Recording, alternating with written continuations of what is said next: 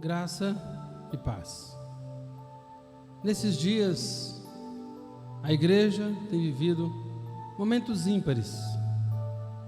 E é muito comum que em tempos de grande batalha, a igreja gere homens e mulheres comprometidos em vida de oração e relacionamento pessoal com Deus.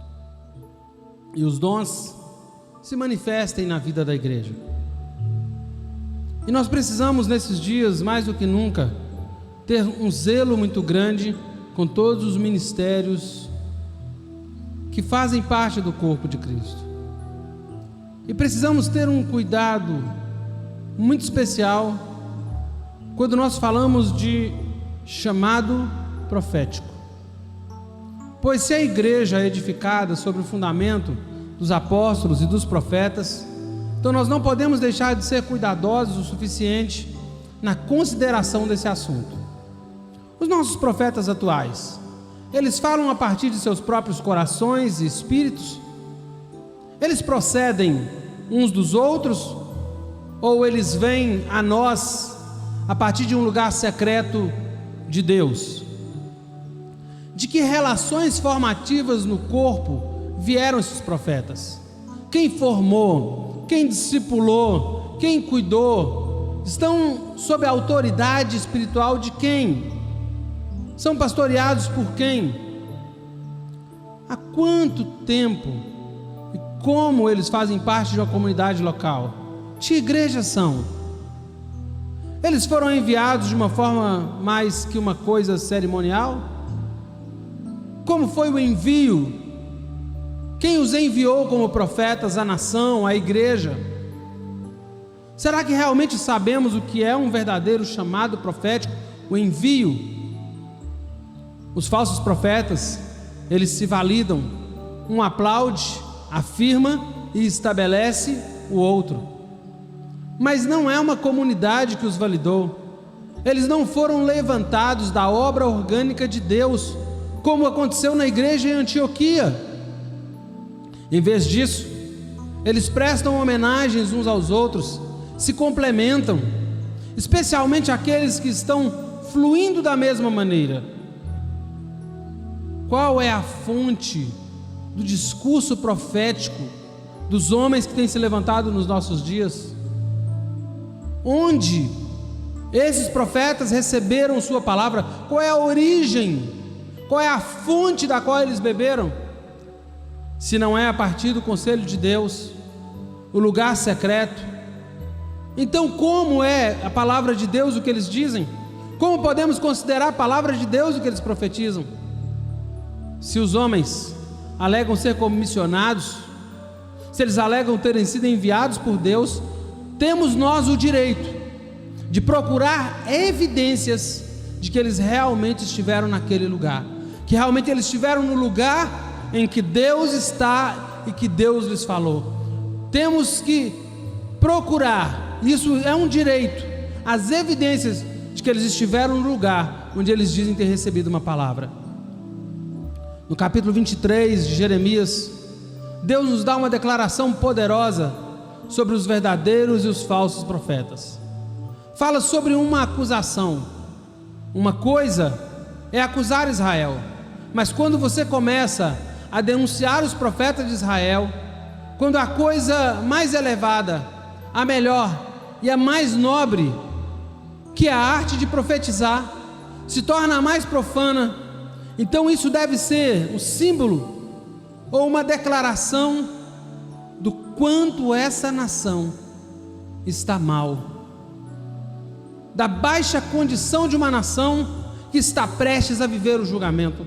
Quando falsos profetas se levantam, é porque uma nação está caminhando para viver os seus dias de juízo.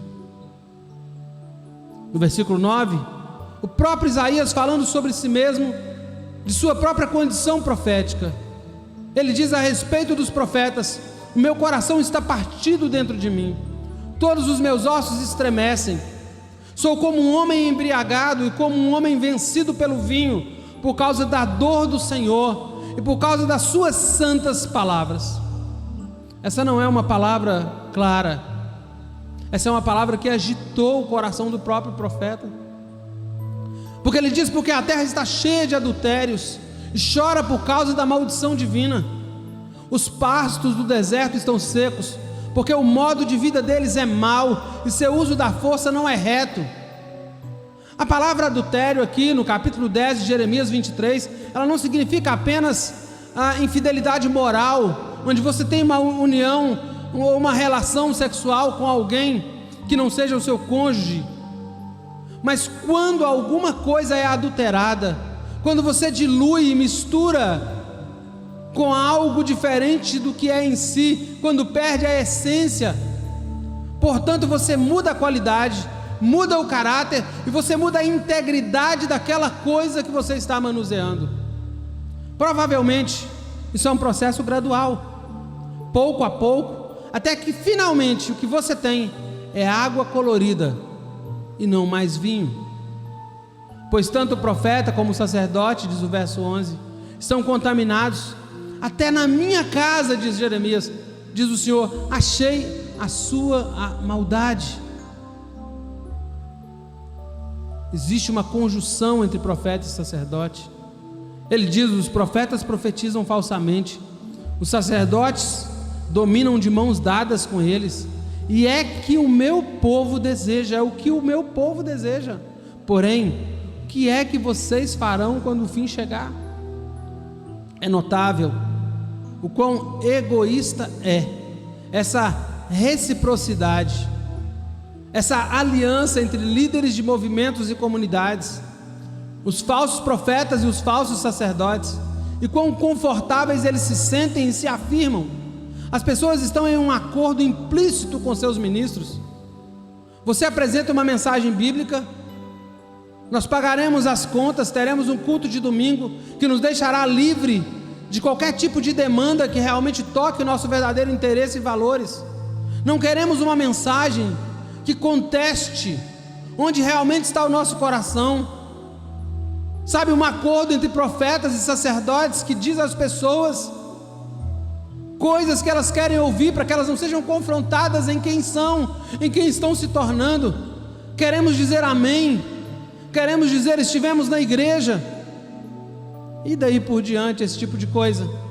Como é o sacerdote, também é o povo. Como são os seus pastores, pregadores e profetas, também é o povo, é a sua comunidade. Nessa situação, nós temos que pensar profeticamente, ainda que corramos o risco de um apedrejamento.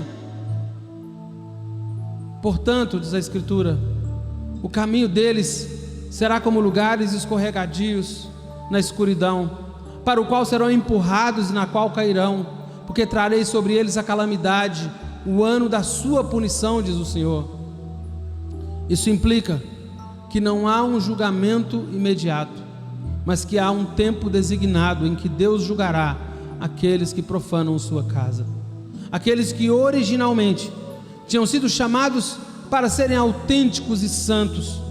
Pode ser por isso que o Senhor está permitindo o que atualmente está sendo chamado de profético, e é tão popular que continue, mas para eles, como acontecia com os sacerdotes e profetas da antiguidade, haverá um tempo de visitação.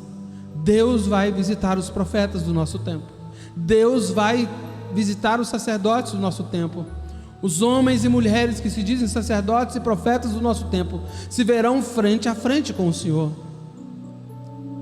Haverá um tempo em que Deus interromperá. Nos profetas de Samaria, diz a palavra, vi algo que causa desgosto. Profetizaram por Baal e fizeram o meu povo de Israel andar errante. A falsa profecia, ela tem consequências. Afetará toda a nação e, portanto, afetará também toda a igreja, porque o princípio é o mesmo. Diz a Escritura: nos profetas de Jerusalém vejo coisa horrenda. Cometem adultério, andam com falsidade, fortalecem as mãos dos malfeitores, para que não se convertam da sua maldade. Para mim, diz o Senhor, todos eles se tornaram como Sodoma, e os moradores de Jerusalém como Gomorra. Preste atenção nesse texto.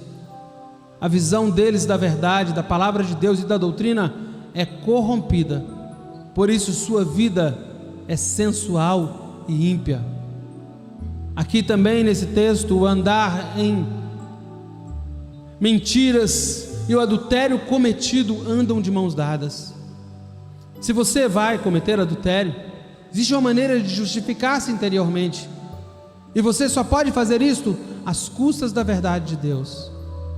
Há também uma outra consequência, pois fortalece também as mãos dos malfeitores. Não há nada em sua proclamação que cause arrependimento e conversão, mas sim uma tolerância daqueles que estão em lugar de oposição a Deus. É algo como os juízes hoje, que não podem condenar os transgressores. O sistema judicial moderno é uma calamidade por causa de juízes que não podem e não irão julgar. Eles não podem e não trazem a severidade da lei contra aquele que é o infrator, porque a sua própria vida é pessoalmente uma transgressão. Você pode não levar, ou você não pode levar a severidade da lei a outras pessoas, quando você também merece ser julgado por ela. Portanto, assim diz o Senhor dos Exércitos a respeito dos profetas: eis que os alimentarei com absinto e lhes darei de beber água envenenada, porque os profetas de Jerusalém se derramou a impiedade sobre toda a terra. Assim diz o Senhor: não deem ouvido às palavras dos profetas que profetizam entre vocês. Deus te abençoe, em nome de Jesus.